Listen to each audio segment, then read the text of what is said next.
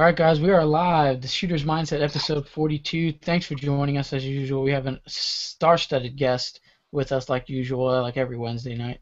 I'm here with my co-host Dustin Plouffe. Dustin, what's going on? What's going on, guys? What's new? What's new with you this week? You have anything interesting to talk about? Still moving, and then I'll be out at the CMG Midwest 3 Gun this weekend in Fayette, Missouri. So if you guys are out there, holler at me, especially if you're wearing a good Animal Custom jersey. I'll get some photos of you and put it up on the website. So that's Nice, my plan of attack for this week. nice. We got my original co-host Steve the Tank Durant. Steve, what's going on? Not much, brother.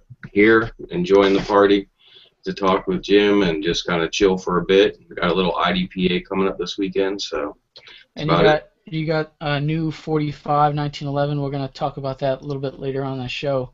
Steve Nice. has became a 1911 Arms Corps fanboy, so and he's excited about it. Oh Uh, yeah.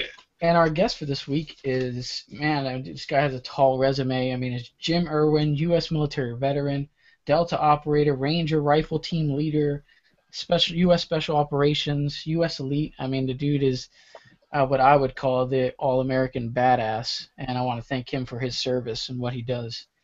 So we're gonna talk to Jim. And how's it going over there? You're broadcasting live from Berlin, right? So it's like Yep. 3 in the morning where you are. 3 in the morning out here in Berlin, Germany. Appreciate the invite, fellas. Yeah, we Look appreciate you coming to on at talk. 3 o'clock in the morning. Because what I told him in the pre-chat of, and if someone told me to come on a show at 3 in the morning, I would have told them to go screw themselves. But Jim's here with us, so we're happy to have him. Let's jump right in here. Um, so for those who are unfamiliar, well, let me hit the Q&A actually, because for those of the new viewers, if you want to ask any of us here on the panel any questions, including Jim, in the bottom left-hand corner of your screen, you might see a Q&A Join the Conversation app. If you click there, you can submit your live questions, and we'll pick those up and ask them throughout the show. Also, the giveaway is going to go through the website. There's a website now, so the whole enter me in the giveaway in the comment section is no longer flying.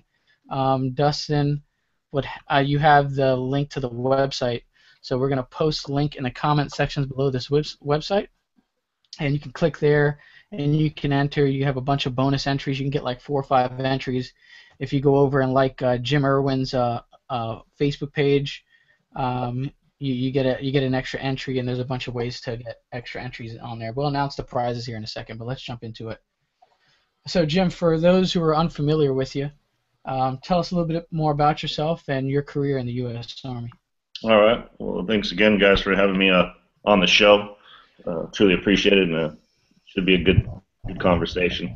Joined the military in 1989 as unassigned Army Ranger, and made it through all the prerequisites for that. Spent about 4 years with the Rangers, most of that as a sniper, and went up to Alaska and did a couple of years up there. Wanted to check that place out, and it was a pretty cool state to serve in. This midnight sun and playing softball at 2 in the morning. It's still daylight out, pretty cool there. And then just got an itch, man. Saw the Delta Force recruiters coming through, and it was like midwinter, and I'm like, screw this place. It's 40 below zero outside.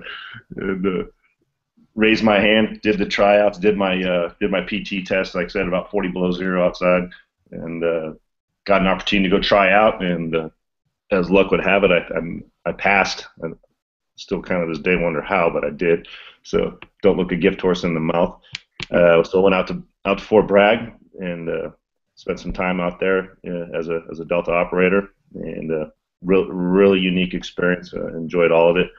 And once I left there, my last couple of years in the military, I served as a military freefall platoon sergeant in a long-range surveillance unit, doing deep reconnaissance. So my job was to basically train 25 guys in military freefall operations and deep reconnaissance, behind enemy lines, anywhere from 80 to 200 kilometers.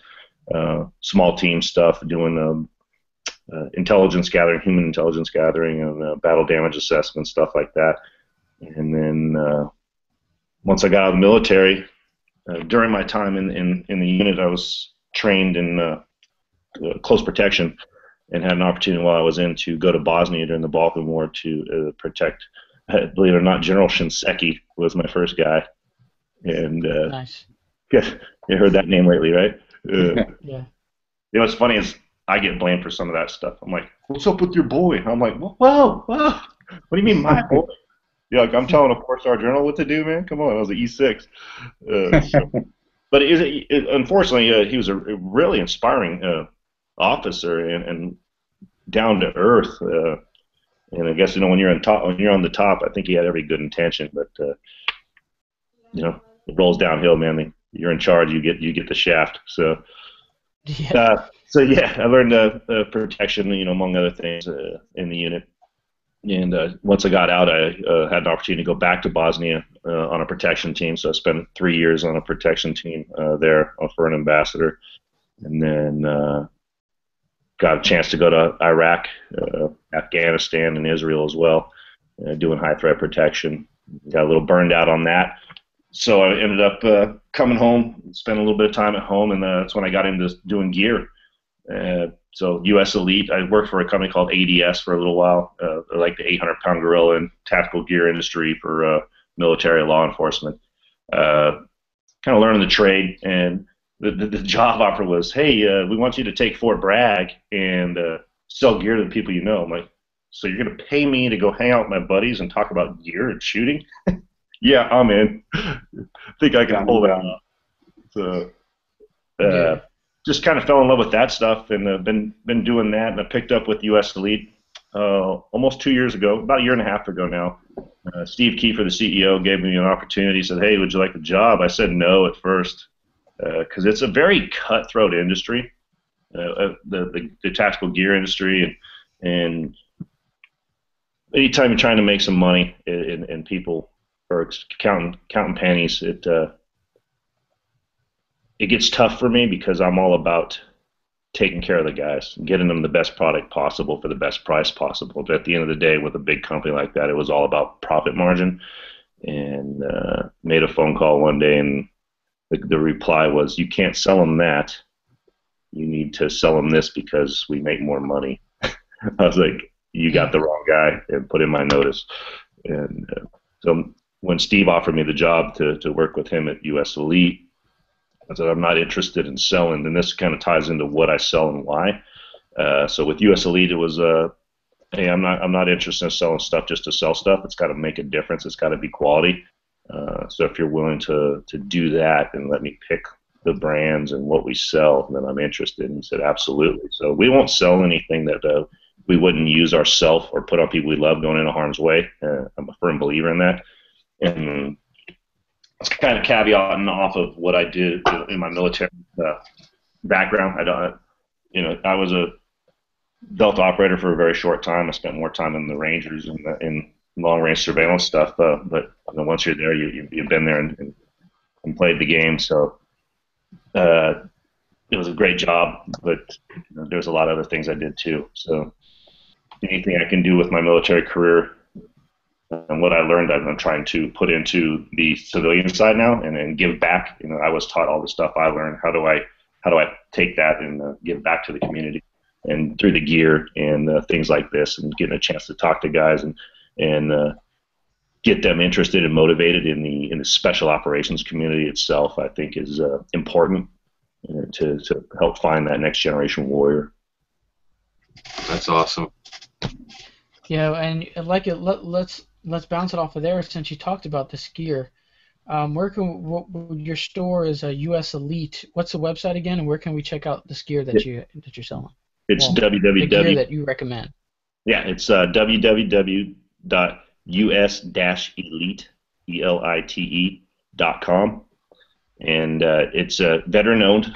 Steve, my partner, is also a second Ranger Battalion guy. I was in the second Ranger Battalion in Fort Lewis, and he was there a few years prior too. So he's a former Ranger as well.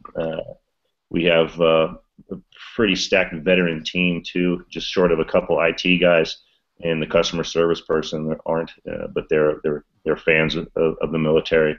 So we're veterans for veterans, and we do everything we can to give the best price possible, be competitive, and obviously keep a store open. But everything we sell is online. We tier a lot of the gear that we sell. We got a lot of equipment on the site, guys, and I haven't been able to wear it all. I rely on my background with a lot of the stuff. What is kicking ass in the industry, and what's the best products out there. But I also understand that not everybody can afford a $700 jacket and a $500 pair of pants. So we tier the products we get to. Like, hey, I'd love to have those Arc'teryx pants, but my pockets aren't that deep. So I'll get these over here, and they're still a very high quality for a good price. So we tier like a good, better, best. Anything we have on the site is some good stuff. I play with almost all of it. That's one of the perks of the job, and do photo shoots with it and mess with it. But it's something else I'll do is I rely heavily on people I trust to tell me, hey, this is a solid piece of kit. I wore it in Afghanistan for X amount of time, tours, what have you.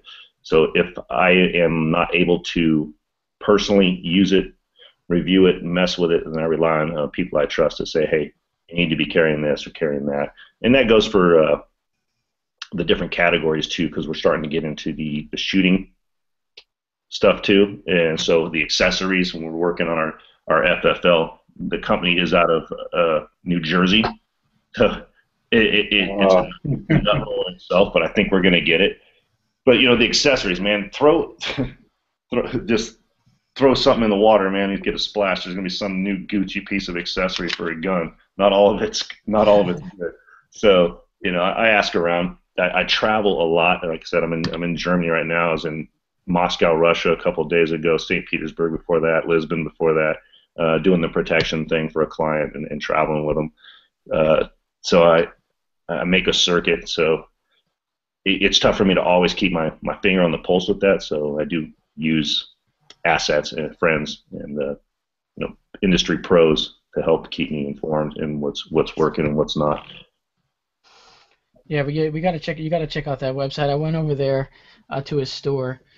Everything's tested, man, by himself, and that stuff works because there's no better environment to test it in that that Jim has tested it in, or his buddies that've been on tour. So you're getting stuff that's rugged and reliable, and something that's not going to fail you. So you definitely want to go check out his store. He's got eyewear, boots, pants, backpacks. I mean, everything you need to really get the job done, whether it's competitive shooting or hiking or it's all there. So we'll have the link down to that stuff after the show in the description box. We typically do like the free shipping, free returns too. So if there is an issue or you just don't like it, hey, and no problem, send it back. We'll take care of it. So we try to be there for you guys too. Military, law enforcement, and the enthusiasts out there that are looking to use good kit and make it easy for you. And we try to be competitive with the pricing. We're not Amazon, so we don't buy $1 inventory. But yeah, no doubt. So we're gonna have all that stuff in there. Free shipping, free returns. Hard to beat that. Free shipping, not you don't come by that too often. So let's go check that out. Steve, what do you have? I know. I think Steve just put off his camera. I don't know if he's listening. Steve, you still with us? I think he went to the website already. He's placing orders actually right now.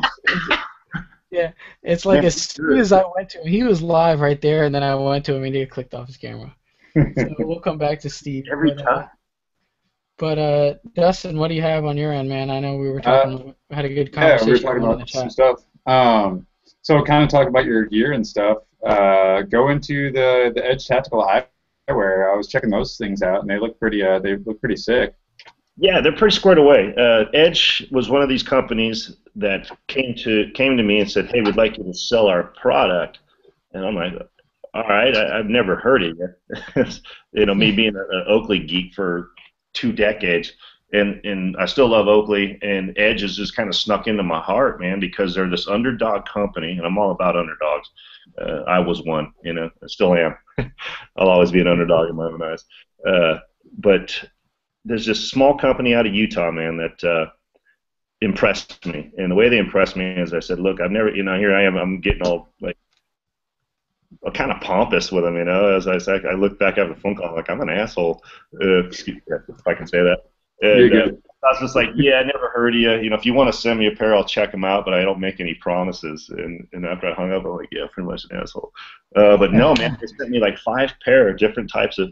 It's kind of funny as we're talking about it. I'm rolling like 3 pair with me while I'm out on them, and checked them out. I get them. I'm looking at them, and I'm just looking for every possible fault in them. You know, okay, is the wrap wrong? Is the rake wrong? Is, you know, the clarity this and that? Is it distorted? I mean, I went through the whole gambit of you know, quality control on these things, man. And after a month, I'm like, damn, this shit works. You know, it works, and they're like $50. You know, so if they're in the bottom of a range bag or, you know, in my gear and they get jacked up, it's $50, not $150.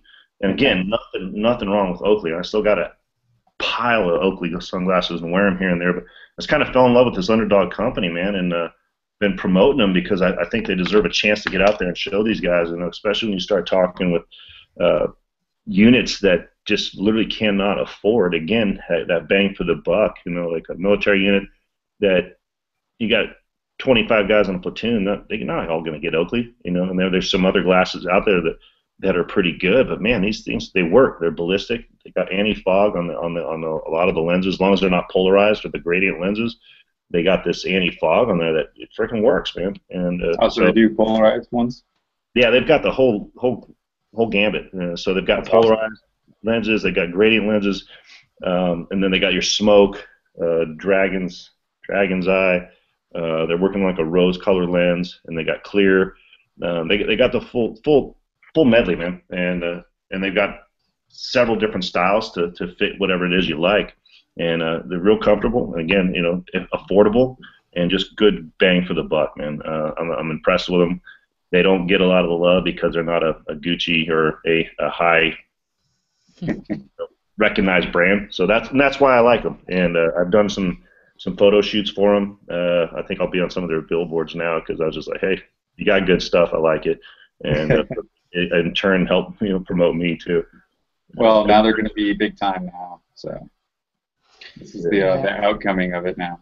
Yeah, and they're good shooting glasses, man. I prefer like the Hamals and the Acid Gambits, and you know, you throw them in your range bag, a couple pair there, and switch them out. I think they're working on some of the interchangeable lens stuff too. But at the end of the day, man, if you jack them up in the bottom of a range bag and brass and stuff scratches them up, you're not left crying. I've been there. I was gonna ask if they were ballistic, because you obviously said that, so that was one of the key points for me. But awesome, because I'm currently using Oakleys, and if they were the military issue, and you know, ballistic, the whole deal. Mm-hmm. But if those broke, I'd be pissed. Yeah, you're definitely gonna get a little emotional. No doubt. Dude, you really, you know, whoever broke them is paying. Yeah. So I think this is a good alternative. And again, nothing against Oakley. Been wearing them a long time. Love them still. I've got probably 25 pairs of sunglasses, you know, of different kinds and styles. And I'm on an edge eyewear kick lately because they're an Underdog and the stuff absolutely works. And they're not trying to. They know what they cost to make, and they're selling them for a reasonable price, which I truly appreciate as a consumer. Steve, you had a couple questions on your end. I think one from a live viewer. What do you have on you? Yeah, I had a question come in from Texas Jedi here on the actual broadcast on YouTube. He was asking, he had a couple questions actually. Do you care to elaborate, Jim, a little bit on, let's say, your hardest mission that you've had to go through in the past? Marriage? No, well, okay. Fair enough. I can't say that. Smart man. That is a mission. Yeah. It's got up the whole time. He caught me off guard. I don't think anyone ever caught me off guard that well. Hardest mission. Yeah, it's got to be harder. I got to think about that one, guys. You give me some time. I'll come back to that. That's fine. I got another one from the same viewer. He was wondering about one of those hell yeah, we just did that moments. Is there something that sticks out in your mind in your career where you were just afterward you were just like, dude, that was awesome. We just totally pulled that off. Yeah, there's a couple of those. There's a couple of those. I mean, there's a couple of those that it's hard to pick just one on those. Like, I can't believe I'm still alive. You know, like how did I come out of that without getting just totally smoked? Right. I'd say real quick on that one, the one that was the first time I made contact in Iraq, you know, running protection and getting shot at and blown up, and the whole scenario was just kind of surreal. I can't believe nobody died during that. And I've always been one of those guys. I don't know how, but even just in training, you know, that might just to clear the air.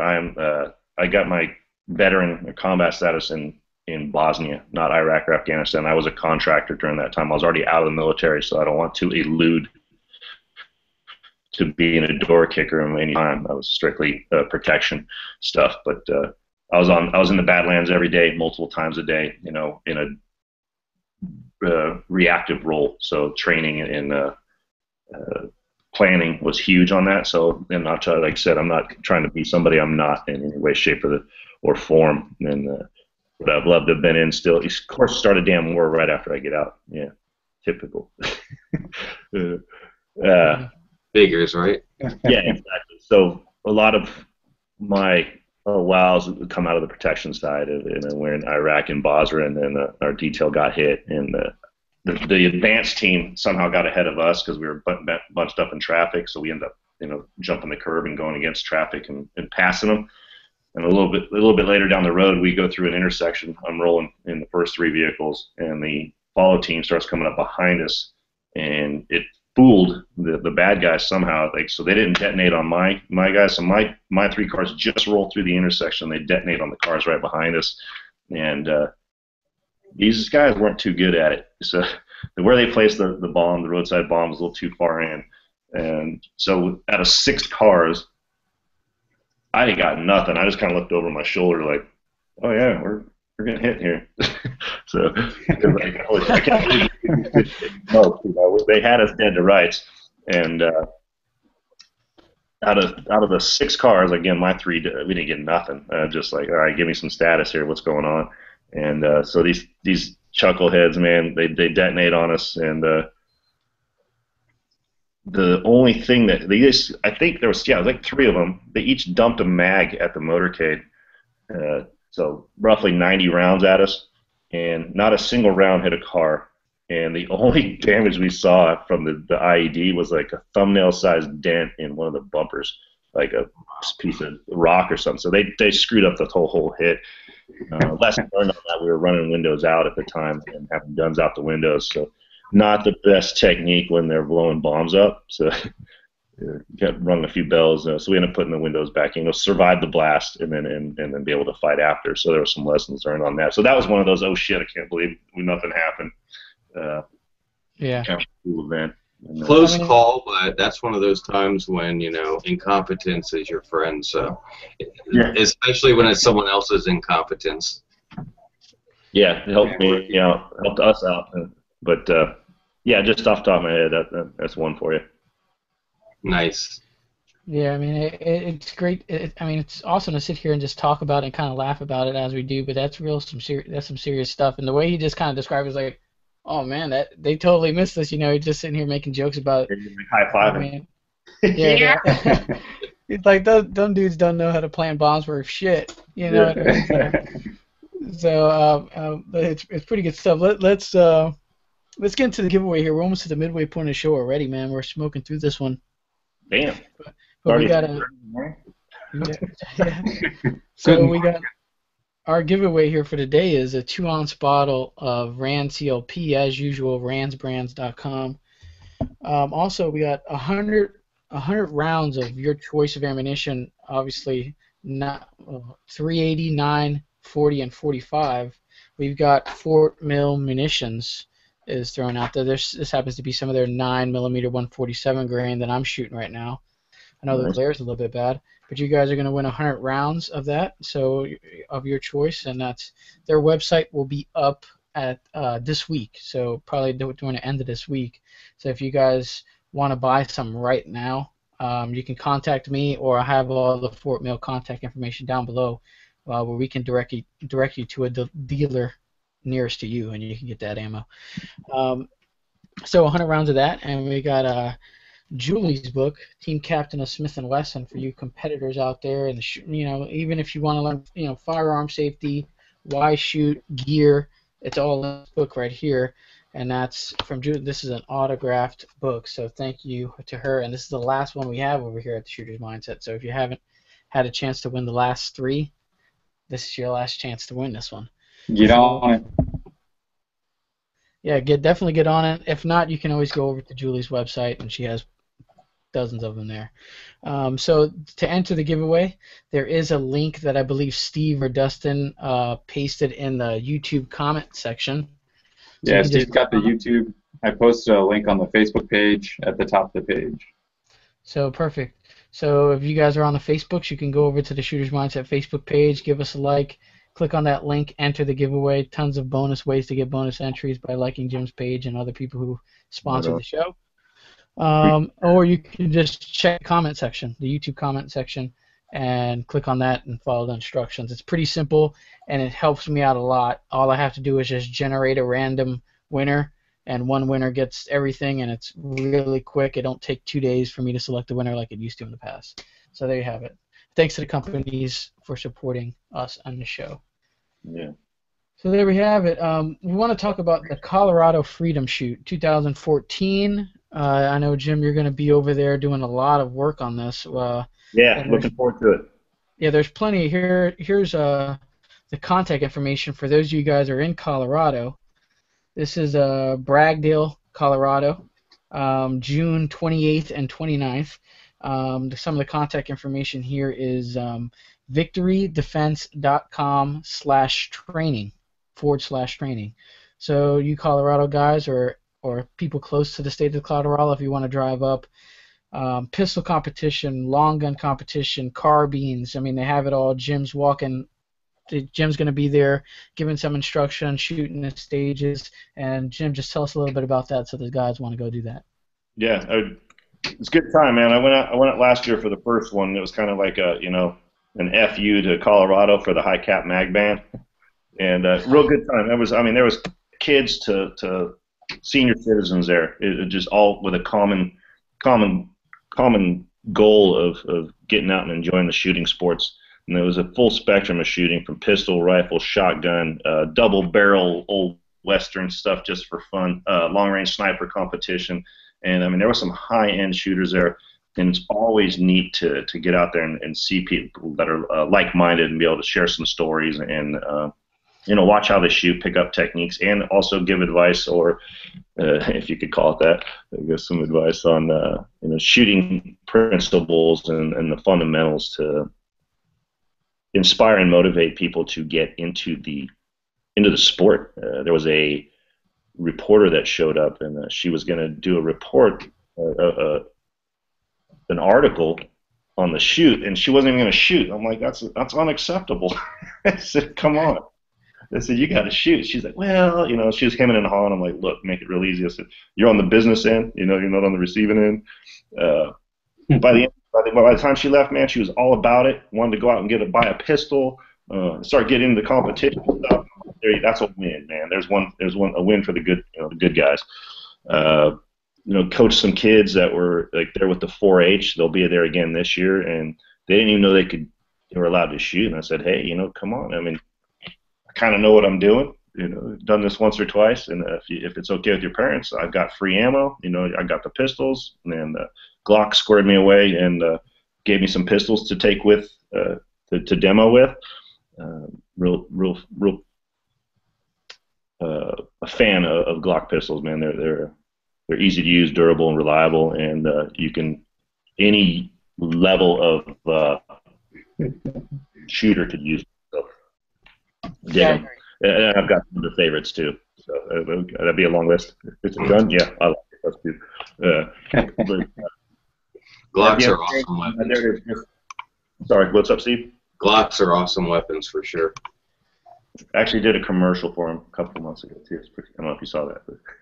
Which commercial was it? Curious. The official Glock 41 commercial. Oh, nice, yeah. I remember seeing that. About a minute long. Yeah. They won't let me have my guns in Germany. I had to leave them home.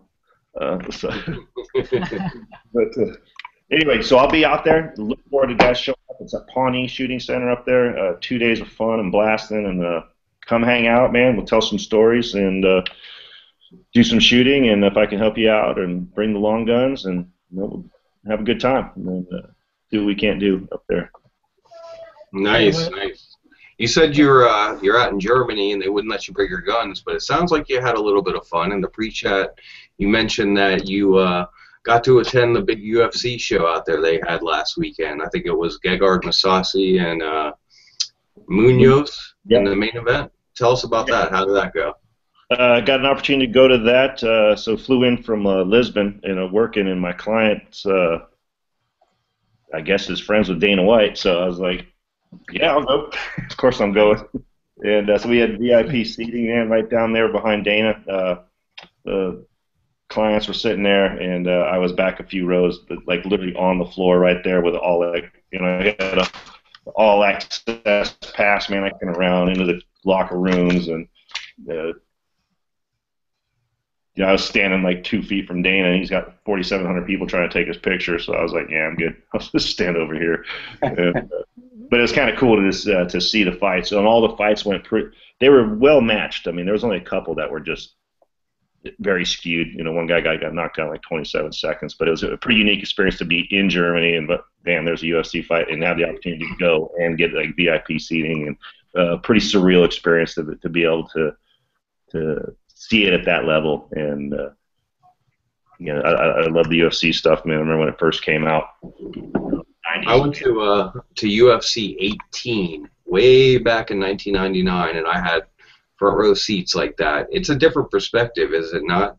It is. It is. You can actually, you can hear it. You can hear the punches and the grunts, and it's like up close and personal instead of being way up there and just kind of watching down on it. You're like right in the fray, and they're right there with you, and you can hear the guys talking in the corner when you're not screaming and yelling. Yeah. I may have asked Mousasi to have my baby. I can't remember. There you go. That's a bad screaming. You get that like high-pitched girl voice scream. Yeah. Ah! I want to see Kennedy fight him though. Tim Kennedy, he's a buddy of mine. I want to see. Yeah, I'm a big fan of Tim. Ranger up. Yeah, he's good people.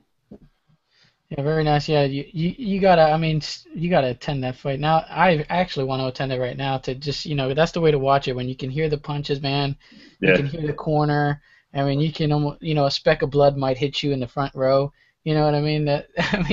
I know it sounds kind of cruel, but no, that's the way to watch that fight. There's possibilities, man. There was one boy, a U.S. kid from Nebraska fight, and I can't remember his name. I got a pretty bad memory with that. Too many blows to the head myself, I guess, but.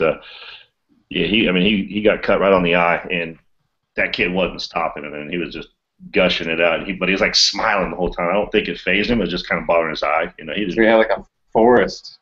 Yeah, it's like a forest type setup, man. But just like that mad psycho man mentality. My face, it bleeds. Yeah, I mean, the more forest gets cut, the better he becomes in a fight. Yeah.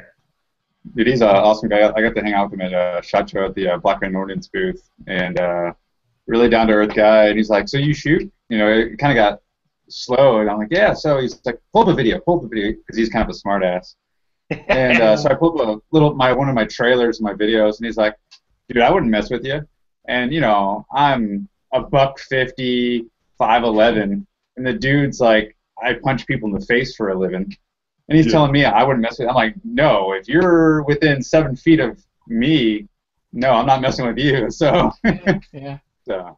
Yeah. Matt Hughes is another one that's just a class act, and I've met him a few times at the SHOT Show and a couple other places, and he had a comment like that too. He's like, man, I don't know with you, I'd just hang on until you got tired, I guess.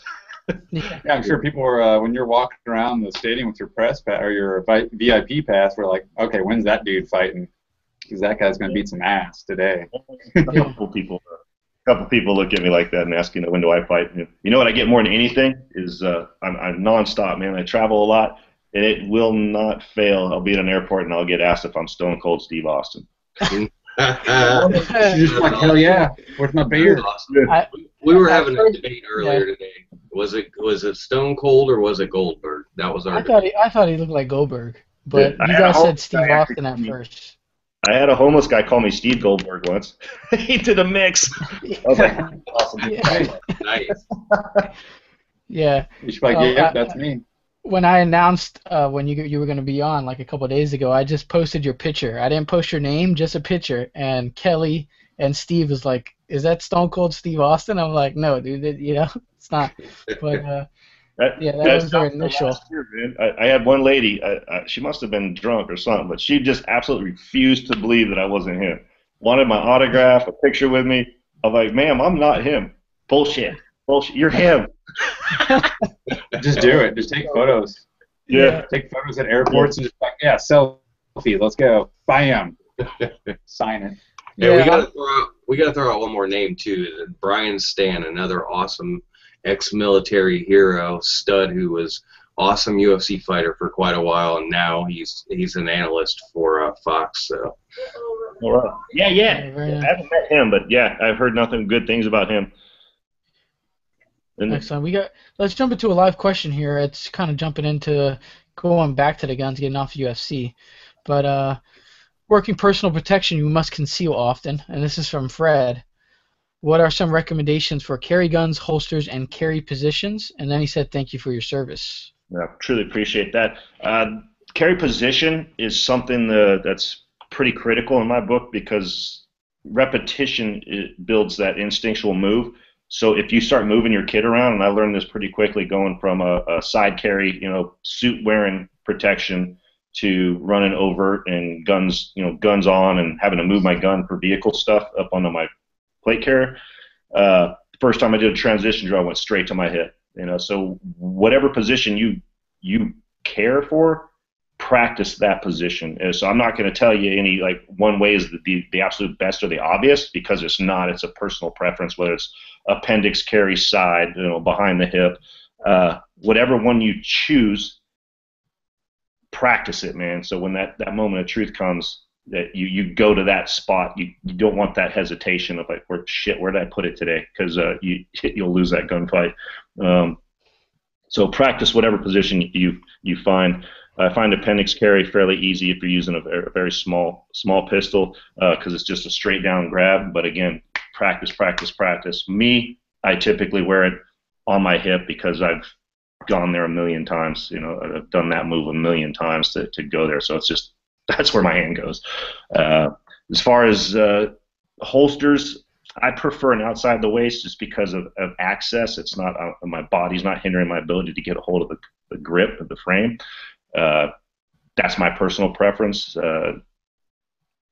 There's a whole spectrum of holsters out there. Blade Tech, Safariland, Black Point, Tap Rack holsters, Raven concealment. I like the Underdog guys. I'd check out Black Point and Tap Rack. Both of those make some really nice kydex and some unique features to them. And getting away from the big dog names and stuff. Again, I like to mess with some of the stuff from veterans, and these guys are doing a good job and trying to do it right for the industry, but don't have a lot of backing of a Safariland or a Blade Tech.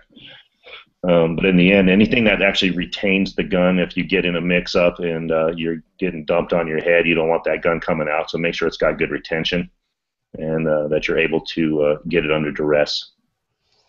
What's your recommendation for a carry gun? I don't know. Glock 19 would be my go-to. I've got several different. I've carried a single stack 45 with a 10-round mag. I've carried my Glock. I personally, I've got a Glock 4. I've carried that concealed. It's a little big, but I'm kind of a big dude, so I can kind of hide it.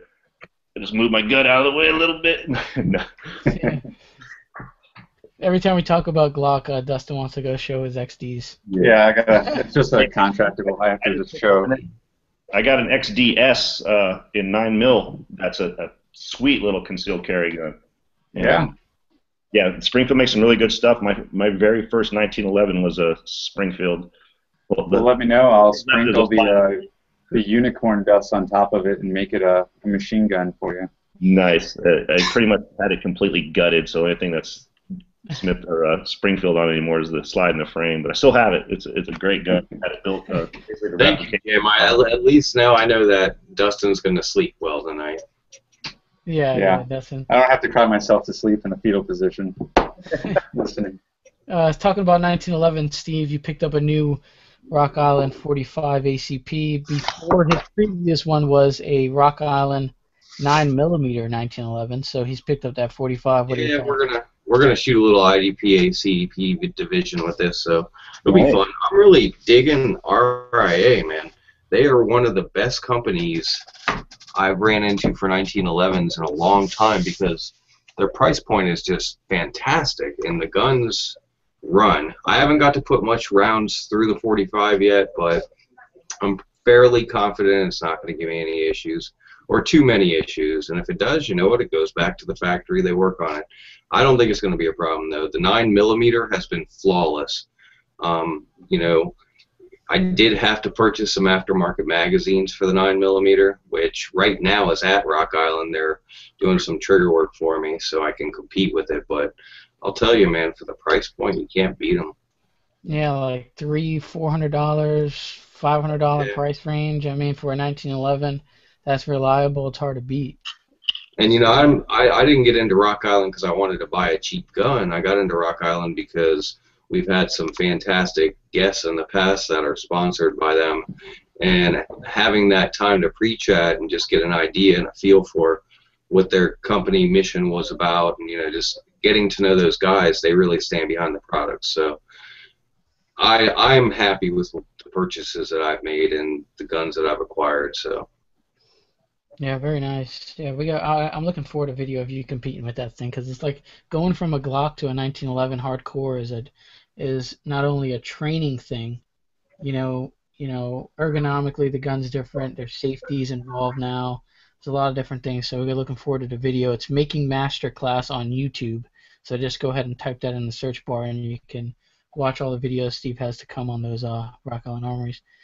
We got a live question here. Stone Guy says, thank this guy for me. He's a true American hero. So that's from Stone Guy. Is that for me or Steve? No, that was for you. That was for you. So you're all heroes. I appreciate it, man. Truly appreciate it. Thanks for listening. I'm still working on becoming a hero. I want to be a pew pew pew pew. He also wants haircuts. He also wants to know, Stone Guy wants to know if seems like a solid guy. Pass the info if you would like to be on his show. So Stone Guy has a show just like this. So we can. Is it fair to post your email in the description for these guys to contact you? If I'm available and depending on the topics and everything, I'll definitely listen to what he's got to offer. Yeah. So I'll send you his email, Stone Guy, and you guys can start that conversation. Marriage, hardest mission. You should accept it. Okay, so yeah, we're going back on the marriage thing, but yeah, that's about it for live questions on my end. But let's jump into the lightning round, Jim. This is a segment of the show. Real fast is it takes a very strong woman, a very strong to deal with me. The travel, I am gone a lot. And it's brutal on a marriage. 15 years. My wife was a former military as well, and retired after 18 years with PTSD and some other things. So it takes its toll. That's why I said that was the hardest mission. Is first 7 years of my marriage, I was maybe home 2, depending on if she was gone or I was gone. So that's what I meant by that. I'm not taking away from marriage or the anything of the sort. So please, hopefully the audience doesn't take that wrong. It's I wouldn't worry about it too much. Our audience can be a bit of the ball busting type, so I all understood where you're going. I bust balls left and right, so I appreciate that. But just to caveat that. There you have it. So lightning round, a segment of the show, Jim, where it's one or the other. If you can only have one or the other type of show, we've got a couple questions lined up here, so we're going to start it off here really quick. The Beretta M9 or the 1911? If you were, there it is. Wow, 1911s. Yeah, I've heard both ends of the story on the Beretta and the military, issue sidearm. Yeah, not a bad gun. I mean, it runs. It's not super accurate, but the thing runs. but after doing a lot of training, real quick answer on that is it's opposite of everything else you're trained with when it comes to like a single stack 45, and that being my issue gun when I was in the unit, and really that's where I learned to shoot. I had a pistol before that. I had no idea what I was doing with it. I was a sniper. Remember, I was long gun and stuff. So you put a pistol in my hand. What the hell? Yeah. So Where's the scope go? where's my optic? God dang it! Can't see. Jeez. So 1911 wins on this one. 1911's getting a lot of love. It's usually the Glock show with the love, but we're getting now 1911's getting here. If you can only watch one movie forever, one movie, is it Scarface or Casino? Like Casino. Yeah, that's a hard choice. I just thought this off the fly. I'm like, because I watched Scarface like 3 days ago.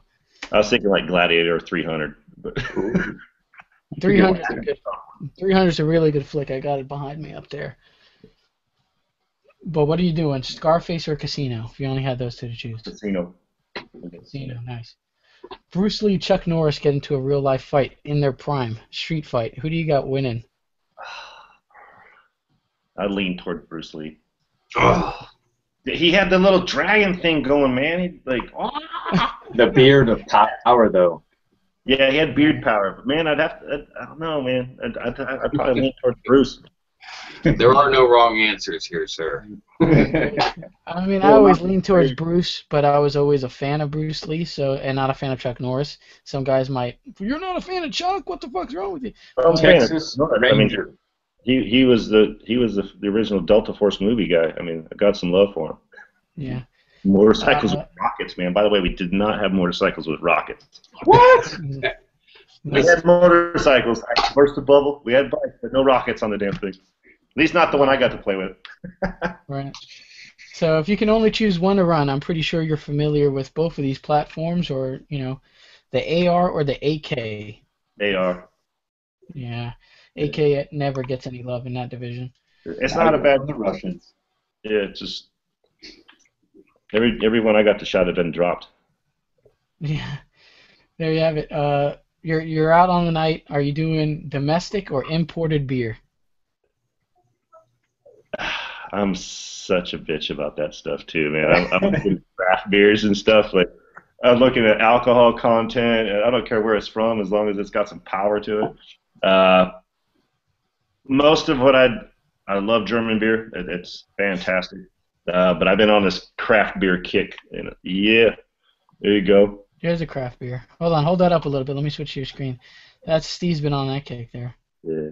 But like that summer shandy, that's good stuff. And then like just trying some of the new micro beers out there from these different, like Rogue, Outlaw IPA, stuff like that. But dabbling a little bit with that stuff. So I'm trying to get you boys some craft solid answer on that.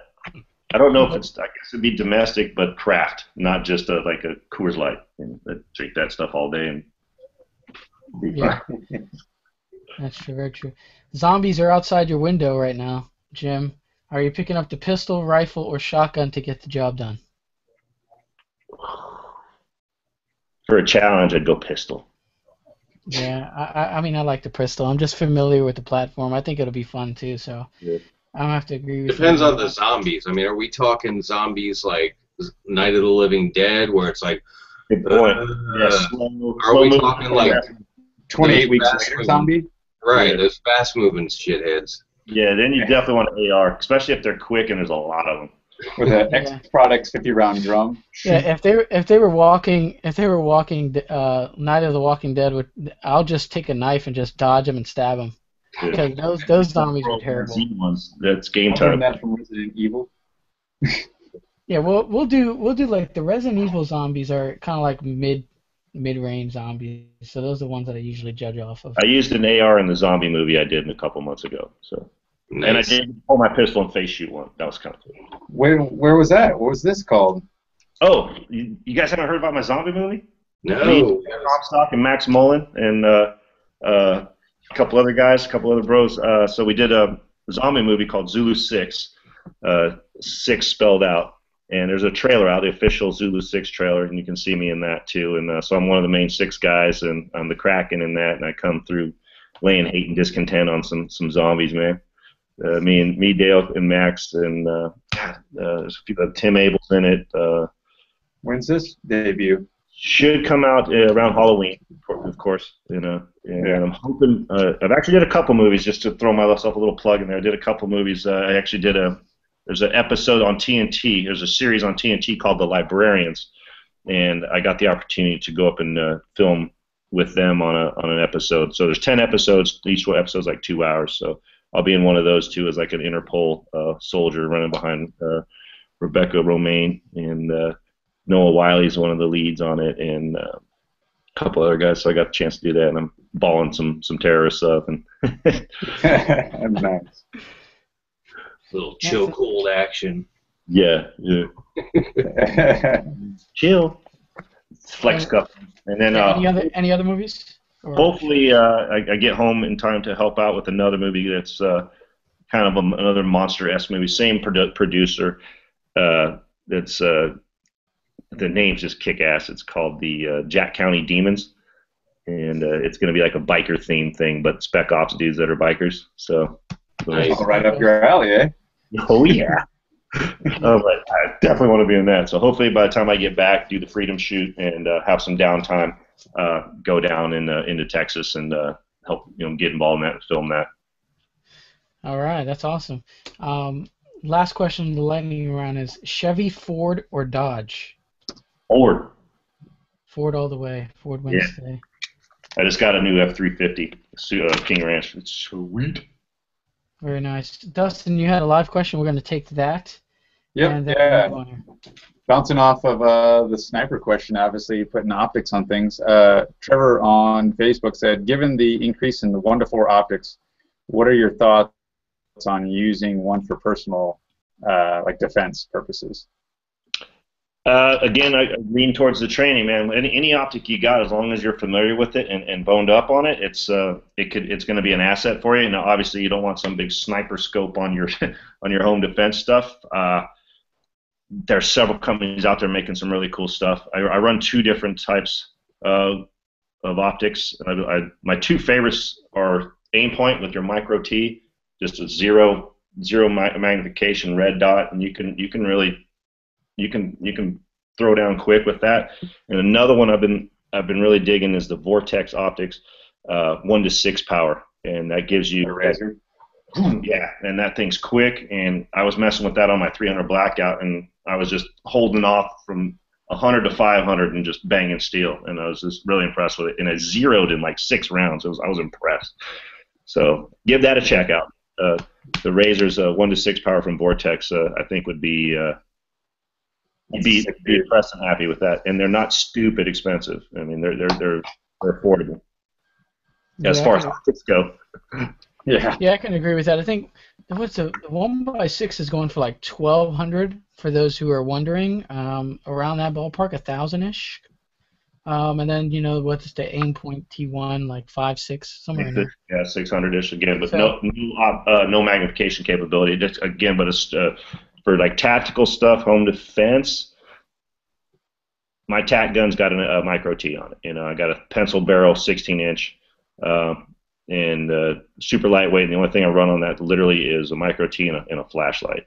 I don't need anything else when it comes to that home defense type weapon. You start putting too many bells and whistles on it, and it just gets cumbersome. And so that's what I use for like a tactical piece. Yeah, very nice. I can agree with all those points there. Let's move on here. You mentioned it. I was talking to the movies, but the nickname, the Kraken. You got that name. How'd you get that nickname, and what does it really mean? Yeah, so the Kraken, the mythological creature that gets unleashed on bad people and civilians, I guess, too. But that came about. I'm in the Rolling Thunder motorcycle organization, the PIWMIA motorcycle organization, and when I was in New Hampshire getting ready for a big ride, a couple hundred people, and for those of you who don't know me, I'm about 6'2", 245, kind of a big dude, and not fat. So I'm standing next to the vice president. He's giving this brief on the ride and everything. He's like, and if you do this, he was putting out like some warning, no drinking on the ride, and if you do, and he looked to his left, and I'm standing there just kind of looking around. He goes, I'll release the Kraken. And then it just stuck right there. And every other sentence was, and if you do this, I'll release the Kraken. So by the end, I'm like, yeah. And then, so I got my call sign, from my motorcycle organization. My contracting call sign was Plugger, or is Plugger. Interesting. From the Kraken to the Plugger. Yeah, so just Plugger wasn't real marketable. So when we went to the call signs, we're like, yeah, I think we'll go with the Kraken. So that's just one of those once it gets a hold of you, you're not getting away type of thing, and I'm kind of a presence most days. I don't blend well, so it's good. I have fun with it. Yeah, I don't think the Plugger call sign would make a good patch by any means. Yeah. Yeah, imagine that. That could go off the deep end real fast. Sure can. My PR team's like, yeah, we're gonna go with the Kraken. So it works for me. But you can't give yourself your own call sign. That's rule number one. If you give yourself your own call sign, you're wrong. You must or show your ass in some way, shape, or form to get your call sign, i.e. Plugger. Get lost in Baghdad one time. So the original GPS in the early days, the original GPSs we started using were called Pluggers. I was using Falcon View for the first time, missed a turn in basically Solder City. And he's like, well, we can't call you Falcon. That's too cool. So they got all the way back to Plugger. So that's where that originated. But I go with Kraken. Yeah, I forgot how I gave the tank. I think Steve showed me one of his MMA fights, because Steve actually was a professional mixed martial artist. Actually, he showed it to me before, and then he showed it to me again. He was knocking out, so he really was putting the fist on some dude's jaw that was like twice the size. At least that's what it looked like in the video. And then that's when I just gave Steve the nickname the Tank. Nice. So, it was all good editing. Yeah. Yeah, but the dude was big with that. That wasn't a mixed martial arts fight. That was like a boxing match, right? Yeah. Boxing. Yeah. The dude looked pretty big on camera, and Steve looked small, but that dude didn't have a chance. So let's do the giveaway announcement one more time. I know there's some viewers that have jumped in recently. So we have 100 rounds of ammo, 380, 940, 45 are your choices. 100 rounds from Fort Mill Munitions. Their website's going to be up later this week. I will have all their contact information down in the description box of the show. They're also, you can like their Facebook page as a bonus entry into this giveaway. We also have Rand CLP, a 2-ounce bottle. This is endorsed by Vikings Tactics. So Kyle Lamb and the boys really trust this stuff on their stuff, so it's got to be good stuff. So that's Rand CLP. And then we have the wonderful Julie from Smith & Wesson, team captain. Great book. It's called Shoot, autographed, the whole nine. So you got that, and this is the last one I have. This is part of the giveaway. Dustin, what's going on, man? You're shaking your head because I really can't pronounce her last name. Julie, so Golub. There it is. So, it's okay. It's not even that tough. I don't know. I just can never get it. I always say the announcer, who's not the greatest guy in the world at the Yankee Cup, announced her, and Julie's been winning matches, for I don't know how many times, and she was the first person, male or female, to win all 6 USPSA titles. So she's semi-decent, I guess. She's going to text me now here to beat me. And he just butchered her, and I forgot how he said it, and she's like, Gollum, it's Gollum, and she's like walking up to, get her trophy and stuff. So yeah, she probably press checking her pistol. yeah, I'm like, no, Julie, no. No, actually, there's a funny picture on my fan page that I got of Julie right as so there's a long story. Maggie Reese had some problems on the mover. And Rob and some other guys in the pits on the speed event, it's a celebrity shoot-off, was just giving her, don't be too slow now, Maggie. And so Julie got all mom face and was like, listen here, boys, no. And you're like, everybody's like, nope, we're good. Yeah. When they get the mom face on you, that's when you know you're in trouble. And Julie Golub is her name. Indeed. I got it now. And she also is a team-sponsored shooter for Rand CLP, so she also uses it. So, and I'm also a sponsor shooter for NTLP, but I'm telling you, it's good stuff. Steve has it in the background. Steve uses it. It's really good stuff, trust me. But with 2-ounce bottles going out there, the contact, let's see if we can get the giveaway link in the comment section one more time if you guys aren't seeing it. But you guys have to go to a website. Opportunities to like Jim for coming on the show. He has an athlete Facebook page. Tons of people who supported the show for bonus entries. What's that? Did we give him the Facebook page for Jim Irwin Elite? Yeah, it's on. If you go to the Shooter's Mindset page, it'll be pinned at the very top of the page, and also pinned at the top of the page will be the enter to the giveaway link. Yeah, so you can check out the Shooter's Mindset for the link, or in the comment section below this video, you should see it there, and there's the option on there on that website to check out Jim's Facebook, so you guys can do that. That's CP. Yeah, we can get you some. We'll get you some right over. There you go. Let's jump into it's been all over the Facebook, all over the news. This former U.S. Army, I'm gonna bash his name again, Bergladal, if that's his name. They traded 5 terrorists, if you will. From Guantanamo for this guy to be freed. He's a U.S. Soldier. I don't know. It's a lot of controversy going on this stuff, so we just wanted to get Jim's opinion on it. And Jim, what are your thoughts on what's going on in the news and the story behind it? I haven't followed it too much because I've been traveling the last week and a half, 2 weeks. Like I said, I'm part of the Rolling Thunder, which is dedicated to the POWMI awareness and bringing every last man home. However, this guy being portrayed as a hero, and if in fact he voluntarily put down his weapon and walked off the base and went indigenous or whatever, he gave up on his fellow soldiers and quit, basically. If that is the fact, then he's no hero.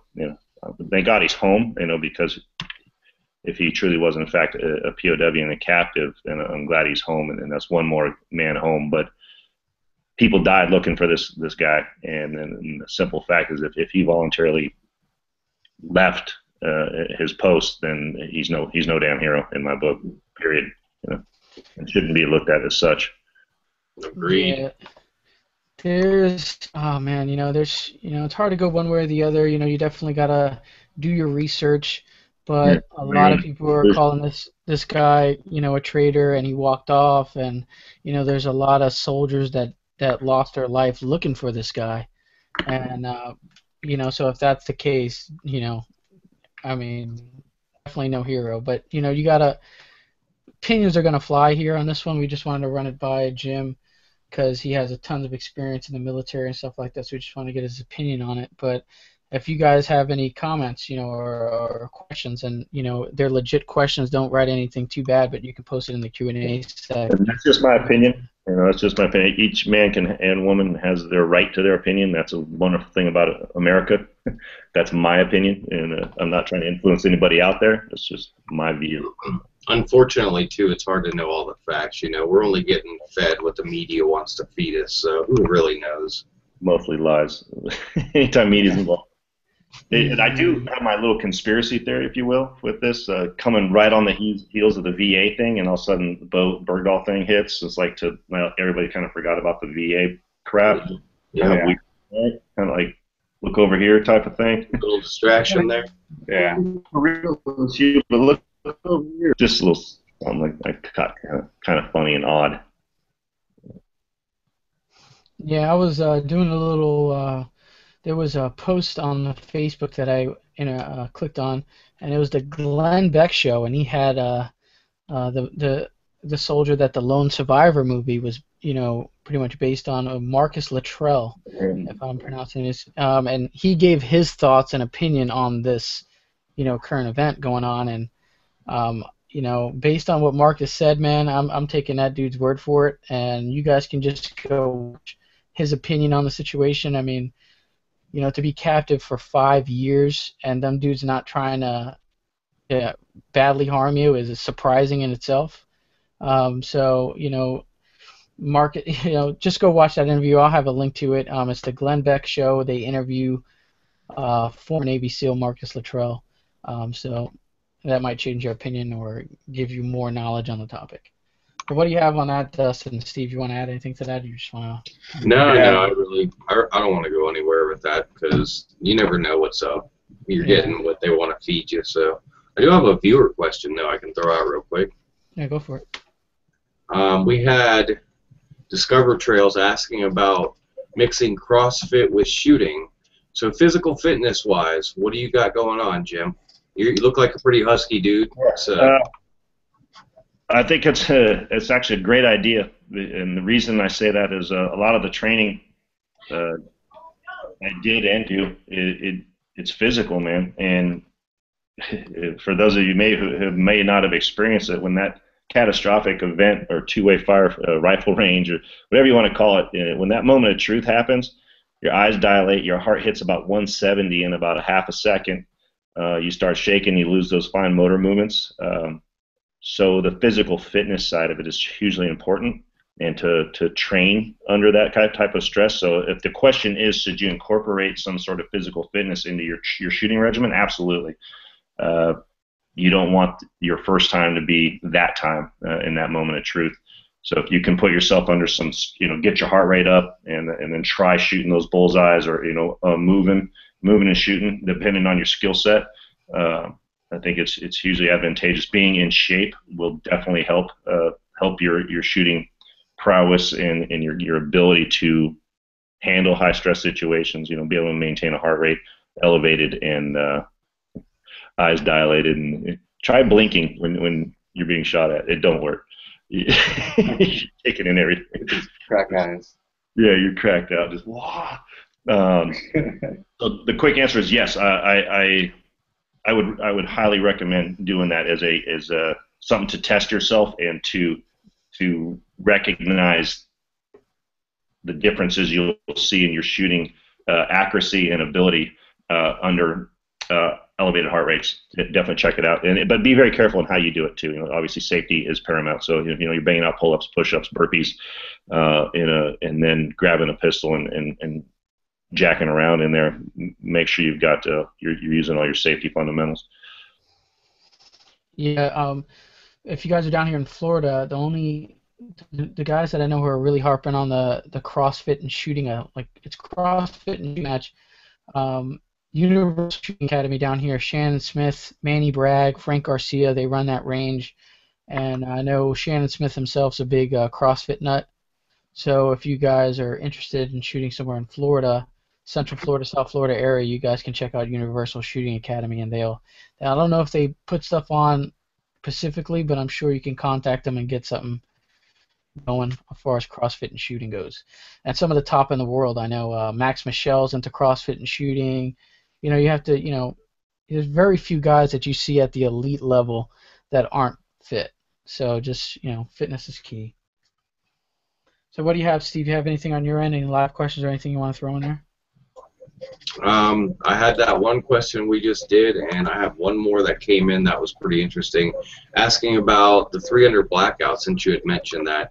Yeah. Do you tend to shoot suppressors, and do you have a favorite suppressor for the 300 Blackout calibers? There's two that I would lean on real quick. Actually, there's a few, but man, it's like candy, and it's just pick a flavor, man.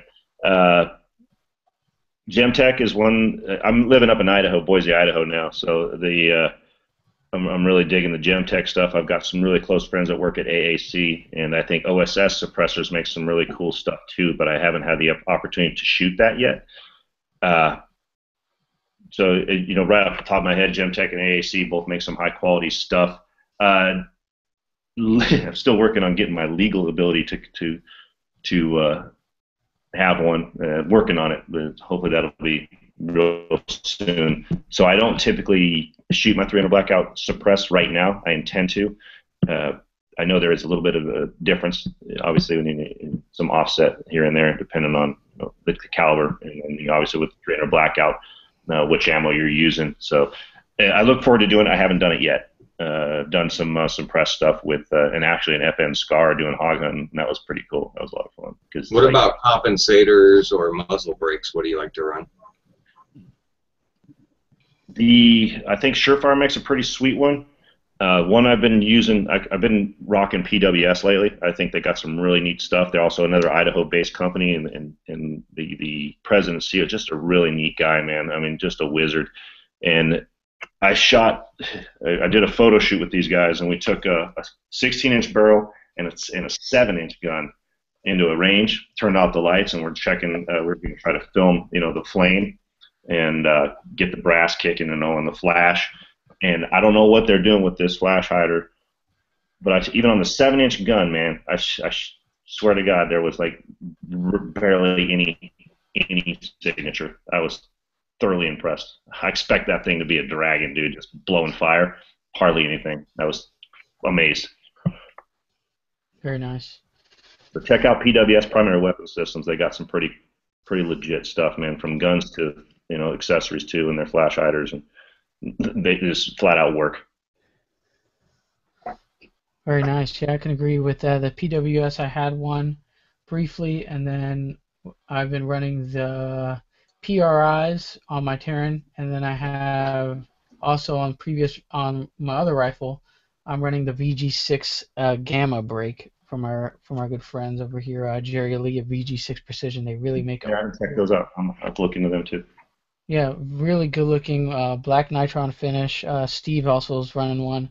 Very good stuff over there. So check it how out. it looks. I don't even care if it works. If it looks sweet, I'm in. There it is. What was that, Dustin? I got to get him then the Black Rain Ordnance Demon Pineapple if you just want about looks.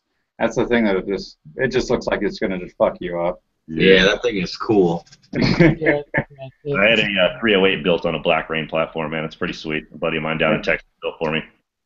Jeremy? Actually, it's just a personal bro. Oh, okay.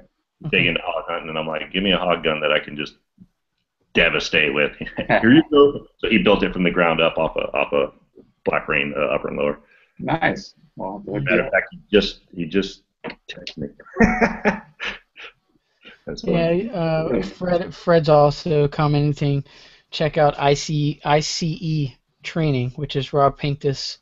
Yeah, Rob. He does the CrossFit and shooting stuff. So we had Rob on last week's show. So we could put a little weight.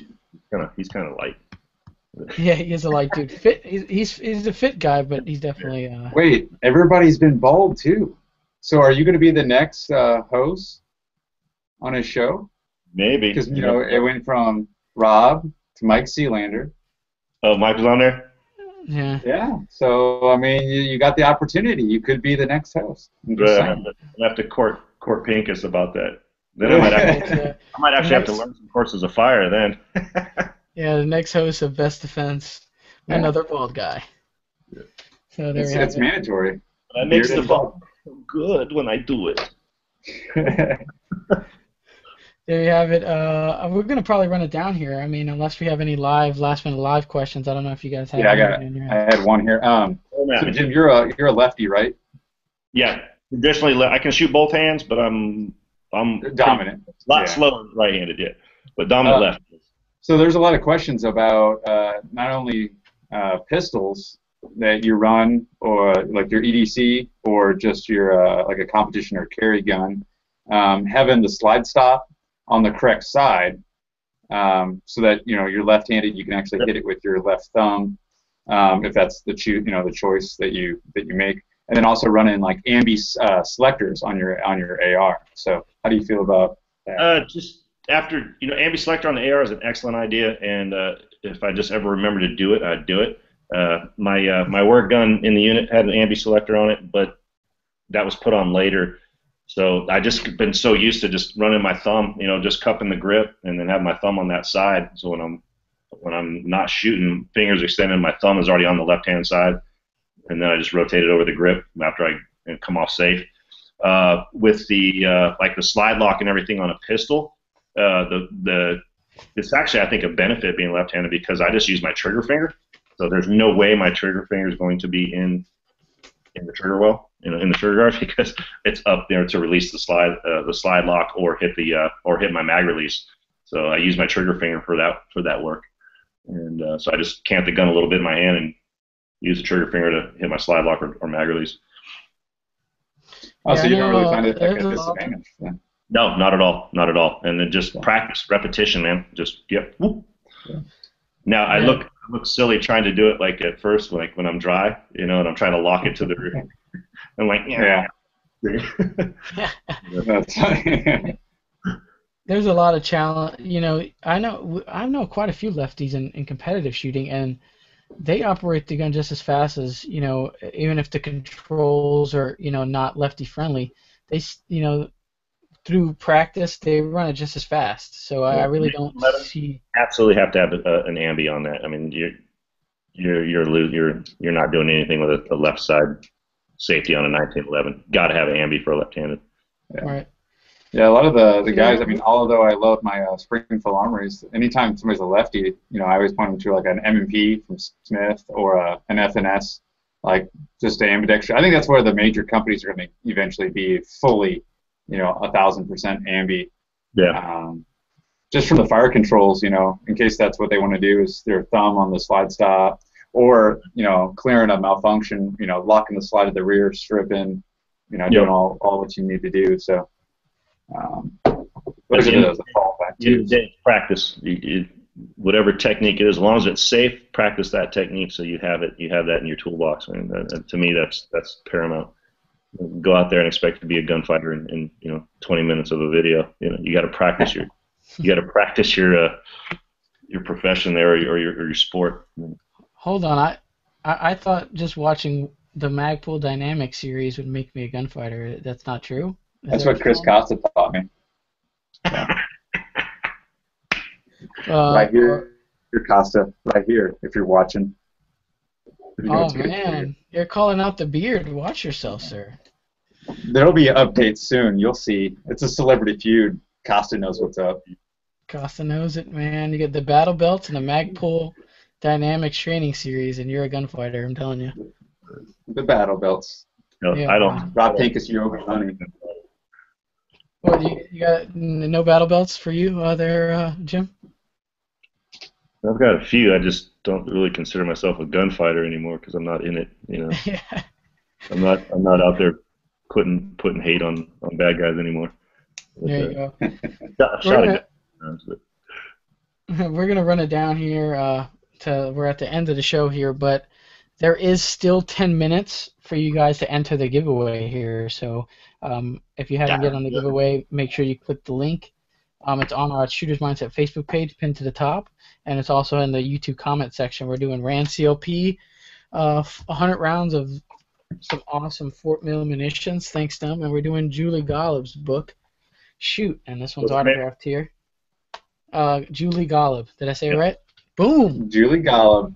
Yeah. There Wonderful. we go.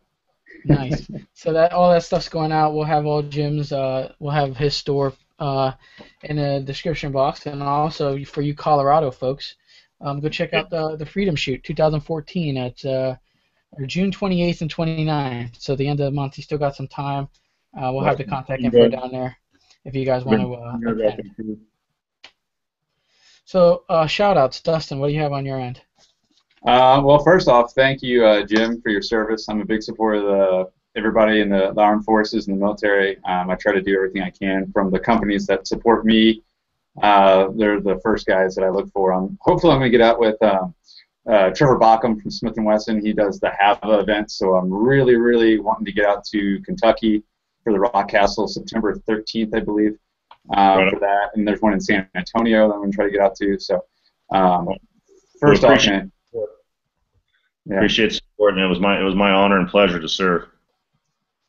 And the second after that, pretty much make sure everybody goes and likes, subscribes, follows everybody's pages. On my end, Springfield Armory, Black Rain Ordnance, Animal Customs, AP Customs, Dissident Arms. I get my new shotgun in tomorrow, so I'll be posting up some good stuff with that.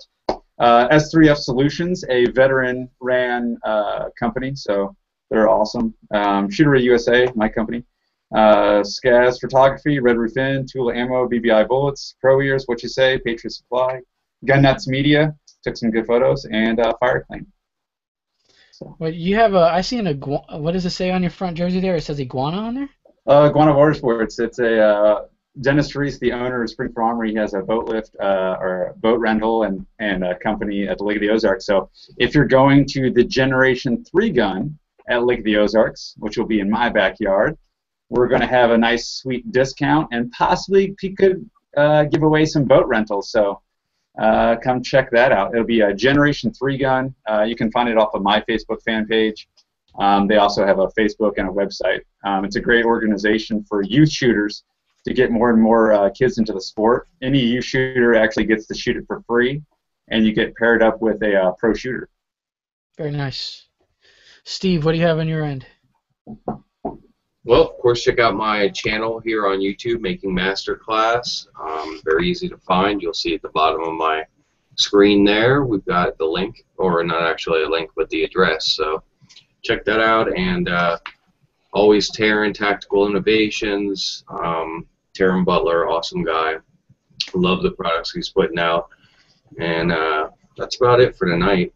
Just kind of chilling here, enjoying the show with Jim. Thank you for coming out, sir. Appreciate it, guys. It was worth getting up. Good stuff. And Jim, what do you have? Let them all go. What are your sponsors and shout-outs on your end? What do you got?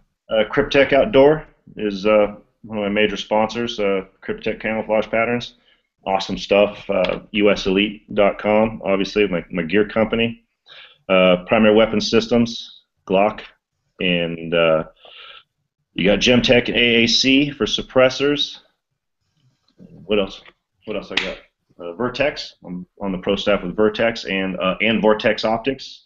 If you're into some high-end barrels, looking for something that's lightweight and pretty badass, check out Proof Research. They're making some seriously cool stuff as well. Very nice. We had Dustin comment on something here. I was just checking it out. Oh, yeah. Have... Just to let you know, Animal Customs, Jersey company, Dice Sublimation company I work for, is actually the official Cryptek clothing company. Oh, right. So we might be making your jerseys. Nice. Cool that's a little behind-the-scenes stuff for Cryptek. So Cryptek's been in their former vets, some good guys, Butch Whiting and Josh Cleghorn. And Josh Cleghorn also happens to be my roommate. So, Liv and I live together up in Boise, so we do quite a bit of hunting, and other shenanigans. But yeah, I know they've been talking to us about they really liked some of our stuff, and I talked to some of the other guys who are not those guys, but the other guys who are affiliated with them, and I guess they brought back the word, and the boys contacted us and were liking our stuff. So I guess we are the official Jersey Dice Sublimation company for the Cryptek pattern. Awesome. So you might be getting a new jersey or something sometime. Yeah, hit me up later if you need some more contacts behind the stuff, behind the scenes stuff. I can pour you in. Very nice. Yeah, that's going to be awesome. For the first guy with that pattern on a shooting jersey in competition is going to be pretty smoking. Yeah, it's a sick pattern, man, and it works, man. It just, again, I go back to stuff working. It doesn't even have to be the sexiest thing out there. Which if you don't look good skydiving at night, you're wrong. But but it doesn't have to be the sexiest stuff out there. But it just flat out works, man. I've done antelope hunts, elk hunts, hog hunts. Not that you got to hide from hogs, but it's a badass pattern that works, and they're making some good stuff. And I'm trying to make US Elite the Cryptek head, all things Cryptek, so check it out. Nice. Yeah, we give a shout out to Animal Customs. I got a jersey, a hoodie in the works. I got tons of stuff in the works over there. We're talking about possibly getting some Shooter's Mindset T-shirts on board here. So future stuff coming on with Animal Customs. So shout out to them. Taryn Tactical Innovations, Rand CLP, randsbrands.com. Fort Mill Munitions, their website's going to be up this week. If you want the ammo, contact me. I'll get you in touch with the right people. Subscribe to the channel. Every Wednesday at 9 p.m. we have a special guest and a whole new slew of topics. And I usually don't announce who's the guest during these shows. I usually kind of keep it as a surprise, but very special guest is coming on. Debbie Lee, she's a Gold Star mom. She's been tons of interviews on Fox News. She is the founder of the America Mighty Warriors Foundation. So we're going to have her on there. So we definitely want you guys back next Wednesday at 9. That's June 11th. We're going to have Debbie Lee on. Some very special stuff going to be going on, given away. Very special topics. We're going to be talking about on that show, so we definitely want to support her. So Debbie Lee next Wednesday at 9. Go ahead, Bring Jim. tissue paper. Bring tissue paper. That woman will make you cry. Yeah, There's just yeah, a lot of sand in the air or something. Yeah. yeah. She had me bawling. Everybody has iPro on the show. Yeah, exactly. Yeah, we're gonna have to be giving away some some Cottonelle tissue Yeah. on the show. This episode is brought to you by Very Kleenex. inspiring and a very emotional woman. She speaks from the heart. Truly, I look forward to seeing that one. Yeah, we're gonna have her on next Wednesday, so guys tune in there. And that's all I got, man. I really want to thank Jim for coming on. This is kind of last minute thing. Jim's all the way doing this stuff 3:30 in the morning, man. It's awesome to have you on, man. It's a pleasure speaking with you. It was a pleasure, brothers. I appreciate the invite. All right, guys. So that's going to do it for episode 42 of the Shooter's Mindset, guys. Thanks for joining us, and we are out.